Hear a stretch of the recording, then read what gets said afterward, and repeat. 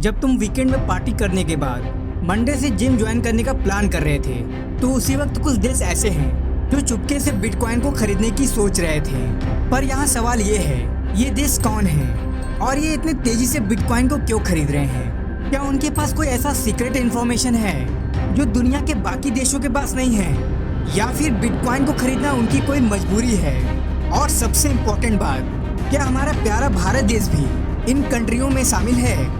सब कुछ बताऊंगा आज की इस वीडियो में, तो एंड तक बने रहना। और अगर चैनल पर पहली बार आए हो तो सब्सक्राइब करके बेल आइकन जरूर प्रेस कर देना। चलो शुरू करते हैं। Country number 6, Brazil. Guys, Brazil BRICS country का एक हिस्सा है जो कि डॉलर की मोनोपोली को तोड़ना चाहता है, और यही वजह है कि ये देश धीरे धीरे बिटकॉइन का रिजर्व बना रहा है। और 2025 तक गवर्नमेंट लिंक्ड इंस्टीट्यूशंस ने बिटकॉइन को एक्युमुलेट करना शुरू कर दिया है, और ये इस देश की लॉन्ग टर्म प्लानिंग है, क्योंकि फिएट करेंसी के बाद डिजिटल एसेट का जमाना आने वाला है। Number 5, Saudi Arabia.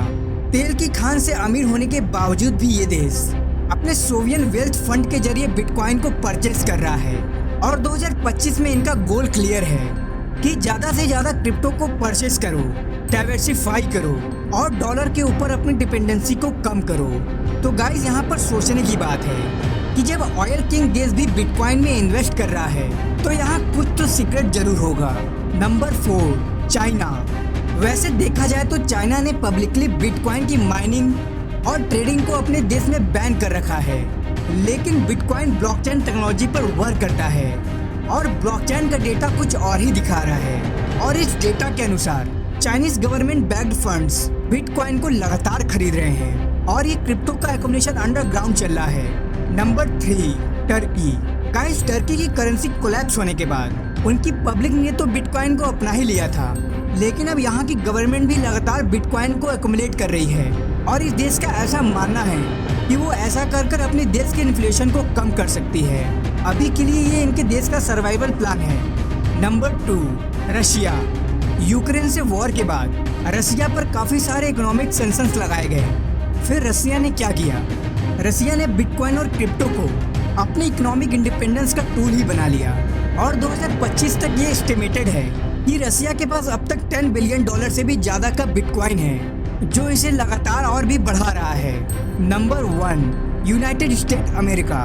इन चचा को तो आप जानते ही होंगे, जो कि बिटकॉइन को लेकर तो पहले से ही बुलिश हैं, और यूएस की सत्ता हाथ में आने के बाद तो ये खुलेआम क्रिप्टो को प्रमोट करते हैं। और करेंट रिपोर्ट के मुताबिक अमेरिका अपने पास 2 लाख से भी ज़्यादा का बिटकॉइन होल्ड कर रहा है।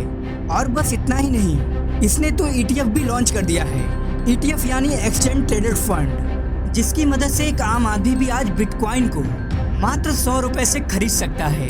पर यदि आपने क्रिप्टो में अभी तक अपनी इन्वेस्टमेंट स्टार्ट नहीं की है, तो इससे अच्छा मौका आपको दोबारा नहीं मिलेगा, क्योंकि अभी ये तो सिर्फ शुरुआत है, पूरी पिक्चर अभी बाकी है। पर क्या हमारा प्यारा भारत देश भी बिटकॉइन को खरीद रहा है या फिर नहीं? तो मैं आपको बता दूं कि अभी तक भारत की गवर्नमेंट ने कोई ऑफिशियली बिटकॉइन को लीगल टेंडर नहीं बनाया है, लेकिन जो इंडियन गवर्नमेंट और RBI के द्वारा इंडियन एक्सचेंज पर जो मॉनिटरिंग चल रही है, इससे एक बात तो क्लियर है कि इंडिया इसके बारे में जरूर कुछ न कुछ सोच रहा है, और आने वाले समय में इंडियन गवर्नमेंट भी इस पे पॉजिटिव हो सकती है। तो अगर तुम अब तक इन्वेस्टमेंट करने की सोच रहे थे, तो अब सोचो मत, ये डिसीजन लेने का समय है।